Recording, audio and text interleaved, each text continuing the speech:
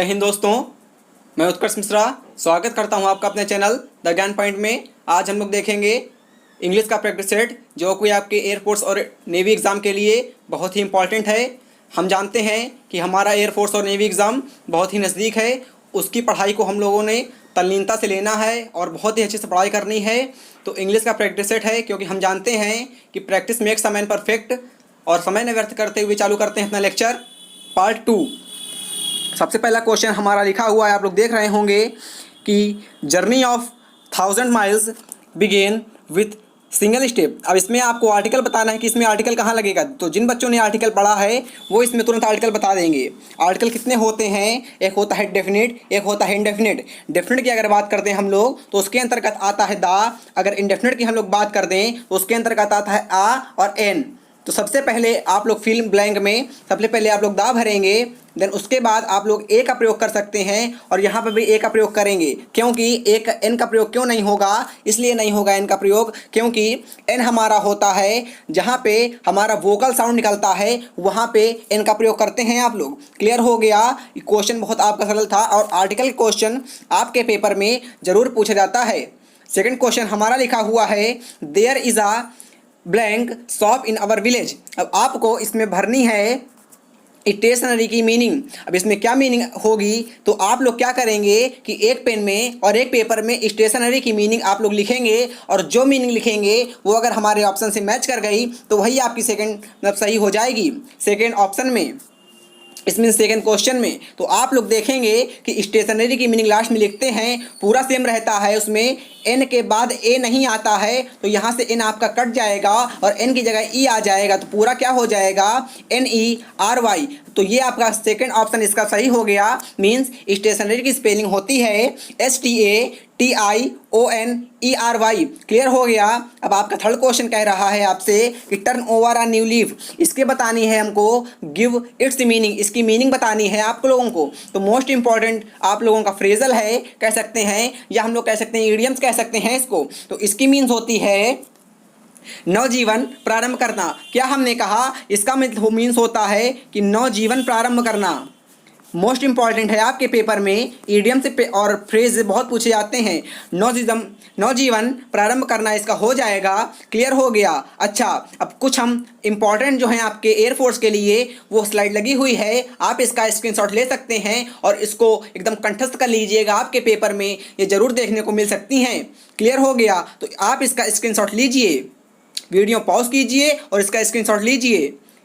आप लोगों ने, उम्मीद करता हूं कि आप लोगों ने स्क्रीनशॉट ले लिया होगा। अब देखते हैं अपना फोर्थ नंबर क्वेश्चन। अब इसमें हम लोगों से कह रहा है कि हमको करेक्टली स्पेल्ड वर्ड बताना है कि कहाँ पे आप लोगों का मिस स्पेल्ड वर्ड है। तो आप लोग अगर जाने होंगे तो सब, अगर जिस प्रैक्टिस सेट सॉल्व कर चुके होंगे हमारे कमेंट सेक्शन वाला, सबसे पहले क्या करा करिए आप लोग कि हम प्रैक्टिस सेट देते हैं। सबसे पहले आप लोग जाया करिए हमारे डिस्क्रिप्शन ग्रुप में, वहाँ पे प्रैक्टिस सेट की PDF होती है। वहाँ से आप लोग क्या करेंगे कि PDF को डाउनलोड कर लेंगे और डाउनलोड करने के बाद आप लोग इसको सॉल्व करेंगे। जब पूरी PDF सॉल्व हो जाएगी तब हम एक एक आंसर को मैच करेंगे और जो आंसर गलत होगा उस आंसर को एकदम याद कर लेंगे, उस कॉन्सेप्ट को कभी भूलेंगे नहीं। ऐसे ही आपका पेपर एयरफोर्स का निकलेगा। क्लियर हो गया? तो इसमें हम लोग पढ़ रहे होंगे कि फोर्थ नंबर में जो आपका 19 लिखा है, 19 नंबर में मिस स्पेल्ड है। अच्छा, इसकी सही स्पेलिंग की बात अगर हम लोग कर दें तो क्या होगी? NINE, एन के बाद ई लगेगा। देखिए यहाँ पे ई नहीं लगा है तो यहाँ पे एन के बाद ई लग जाएगा आके और TEEN क्लियर हो जाएगा।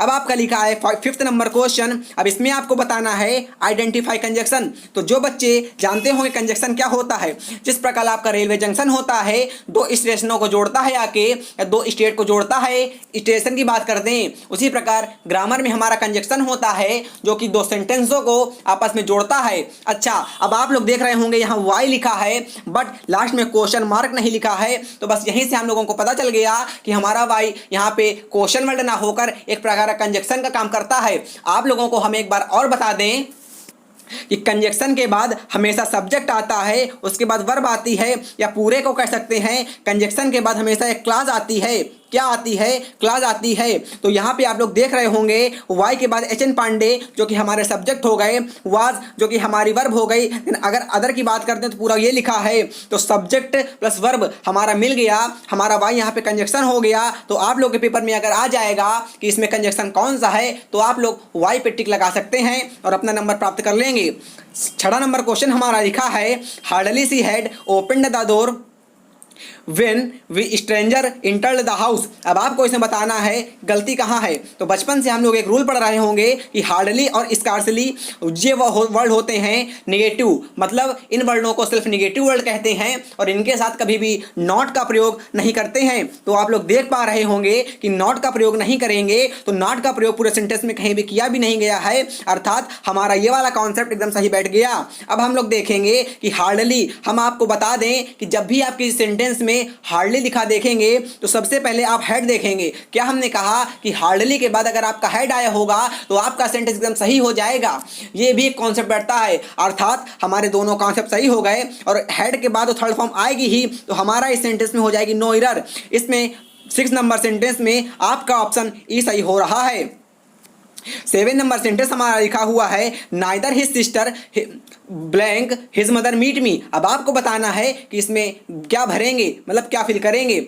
हम बचपन से जानते हैं कि नाइदर नॉर, नाइदर के साथ नॉर का पेयर चलता है और आइदर के साथ आपका और का पेयर चलता है। तो आप लोग यहाँ जानेंगे कि नाइदर तो लिखा हुआ है बट हमारा नॉर नहीं लिखा हुआ है, इसलिए हम लोग यहाँ पे नॉर को फिल कर देंगे आके, तो आपका 1 नंबर पक्का हो जाएगा। 8 नंबर क्वेश्चन हमारा लिखा हुआ है, वन शुड कीप प्रॉमिस। अब सबको पता होगा यहाँ पे पोजेसिव का किसका इस्तेमाल करा जाएगा, तो वन के साथ हमेशा वंस का इस्तेमाल करते हैं। किसका इस्तेमाल करेंगे, वंस का इस्तेमाल कर देंगे, तो यहाँ से भी आपका 1 नंबर पक्का हो जाएगा। बिकॉज ऐसा ही प्रैक्टिस सेट आपके एयरफोर्स में आता है, बट बच्चों का वहाँ पे एग्जाम हॉल का प्रेशर बहुत रहता है, इस कारण हमारे क्वेश्चन बहुत गलत होते हैं। तो आप लोग क्या करेंगे, जितने अधिक से अधिक प्रैक्टिस सेट हो सके, हम ये नहीं कह रहे हैं कि हमसे ही, जहाँ से आप लोगों को उपलब्ध हो सके प्रैक्टिस सेट वहाँ से सॉल्व करिए और बहुत ही अच्छे से मेहनत करिए, क्योंकि सार्थक दिशा में किया हुआ कर्म हमेशा एक दिन सार्थक होता है और हमेशा एक दिन हमको सच्चा परिणाम देगा। ठीक है, आपका 9th क्वेश्चन लिखा हुआ है कि इसकी मीट की हमको बतानी है पास्ट फॉर्म। तो जो बच्चे पढ़ रहे होंगे वो जान गए होंगे कि मीट की पास्ट फॉर्म आपकी मिट होती है, तो आप लोग जान गए होंगे, आपका ऑप्शन यहाँ से भी क्लियर हो गया कि मीट का ऑप्शन आपका मिट हो जाएगा। 10 नंबर क्वेश्चन हमारा लिखा हुआ है कि टाल की सुपरलेटिव डिग्री बतानी है। अब आपको हम बता दें कि डिग्री 3 प्रकार की होती है, एक होती है पॉजिटिव डिग्री, एक होती है कंपैरेटिव डिग्री, एक होती है सुपरलेटिव डिग्री। देन अगर हम कंपैरेटिव की बात कर दें तो कुछ वर्ड तो हमको याद करने पड़ते हैं, बट जो डबल सिलेबी के वर्ड होते हैं उनमें आगे मोर लगता है और मोस्ट लगता है, बट जो सिंगल सिलेबी के होते हैं उनमें ER लग जाता है और इसमें EST लग जाता है। तो यहाँ से हम पकड़ेंगे टाल को, टाल हमारा सिंगल सिलेबी का साउंड है, तो सिंगल सिलेबी के साउंड में हम लोग बतानी सुपरलेटिव डिग्री, तो यहाँ पे आपका हो जाएगा टालेस्ट। क्या हमने कहा, TALLEST हो जाएगा। आपका ये भी ऑप्शन क्लियर हो गया, कोई दिक्कत नहीं होगी। अब लिखा है हमारा 11th number, nothing but trees Drèze, मतलब देयर। अब इसमें क्या भरना है, वर या आवाज में आप लोग क्या फिल करेंगे, तो क्लियर हो गया, अच्छे से बताएंगे, इससे कोई दिक्कत नहीं होगी। 11 नंबर का ऑप्शन आप लोग देंगे, तुरंत सोचिए, इसीलिए हम रुकते हैं ताकि आपको समय मिल जाए। तो यहाँ पे नथिंग लिखा हुआ है तो यहाँ पे वाज का प्रयोग कर दिया जाएगा। अब वाज का प्रयोग क्यों किया गया हम आपको बता रहे हैं, ध्यान से सुनिए। वाज का प्रयोग इसलिए होगा क्योंकि नथिंग बट और एवरीथिंग बट, अगर आपको दोनों वर्ड कहीं पे देखने को मिल जाए, या तो नथिंग बट या तो एवरीथिंग के साथ आपको बट देखने को मिल जाएगा, एवरीथिंग बट के सब मतलब देखने को मिल जाएगा, तो इनके बाद हमेशा सिंगुलर काउंटेबल नाउन का प्रयोग करते हैं। किसका प्रयोग करेंगे, सिंगुलर काउंटेबल नाउन का प्रयोग करेंगे या तो प्लूरल काउंटेबल नाउन का प्रयोग करेंगे। ध्यान से सुनिएगा मेरी बात, अगर ये आपको नथिंग बट या एवरीथिंग बट देखने को मिल जाएगा तो आप लोग क्या करेंगे, हमेशा सिंगुलर काउंटेबल नाउन का प्रयोग कर देंगे या तो प्लूरल काउंटेबल नाउन का प्रयोग कर देंगे। क्या हमने कहा, फिर सुनिएगा। अब हमको या तो नथिंग बट देखने को मिलेगा या तो एवरीथिंग बट देखने को मिलेगा, तो हम हमेशा सिंगुलर काउंटेबल या प्लूरल काउंटेबल का प्रयोग करेंगे, लेकिन इनके साथ जो वर्ब आएगी, क्या हमने कहा जो कि इनके साथ जो वर्ब आएगी वो हमेशा सिंगुलर आएगी। तो यहाँ पे आप लोग देख रहे होंगे हमको सब्जेक्ट से कोई मतलब नहीं होता, इनके साथ केवल वर्ब देखनी होती है। आप लोग अगर एवरीथिंग बट या नथिंग बट का कोई भी आपका क्वेश्चन पेपर में आ गया तो हमेशा सिंगुलर वर्ब देखिएगा और वहां पे सिंगुलर वर्ब को फिल कर दीजिएगा। अगर आपको ये रूल नहीं आता था तो आप लोग अपने पेपर में लिख लीजिए, मतलब जहां नोट्स बनाते हैं लिख लीजिए, ठीक है, क्लियर हो गया।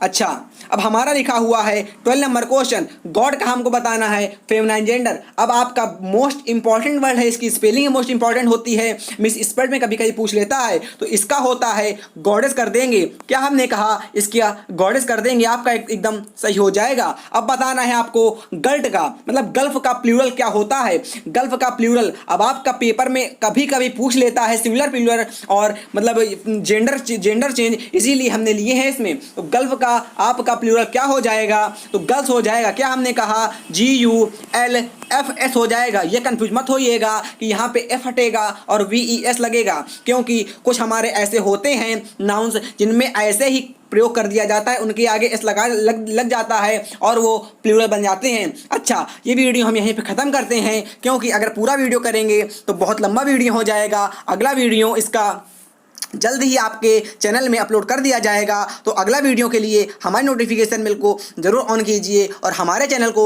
सब्सक्राइब कर लीजिए। तब तक के लिए जय हिंद, जय भारत, वंदे मातरम, जय एयरफोर्स, जय नेवी।